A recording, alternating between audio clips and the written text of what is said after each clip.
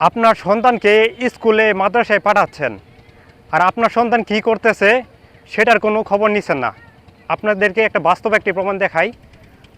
যে দেখুন, কিছু স্কুলের ছাত্রছাত্রী এখানে তারা ট্রেনিং মারতেছে। এখন দেখেন, আপনার সন্তানের যে খোঁজখবর নিচ্ছেন না, আপনার সন্তান স্কুলে যে কী করতেছে না করতেছে এগুলো যে খবর নিচ্ছেন না, তাহলে আপনি কেমন অভিভাবক, আপনি কেমন মা বাবা? এই বাংলাদেশে যে ধর্ষণ হয় কেন হয়? আপনাদের কারণে হয়।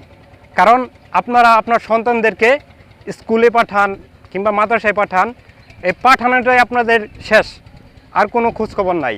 আপনার সন্তান স্কুলে যে কী করতেছে না করতেছে এগুলো কোনো খবর নাই।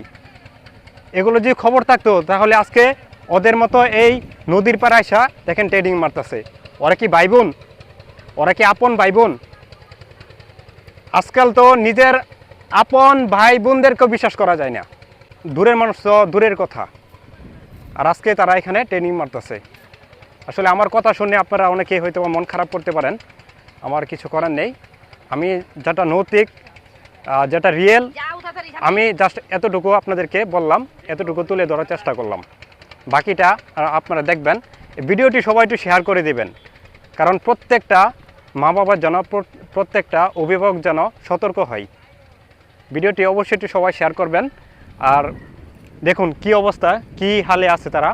আর এটা হলো একটি পার্ক, আমি যেখানে আছি এটা হলো একটি পার্ক। পার্কের নিচে আমরা আছি একটা নদীর মাঝে, ব্রহ্মপুত্র আর কি একটা শাখা আর কি। এটা ময়মনসিংহ সার্কিট হাউজের পশ্চিম পাশে কি জয়নাল উদ্দিন পার্কে আর কি আমরা আছি। এটা নিচে আর কি আমরা অবস্থানে আছি।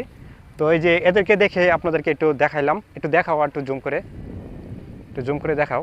দেখাম এখানে তারা যে ট্রেনিং মারতেছে, আপনার সন্তানের তো খোঁজখবর নিচ্ছেন না।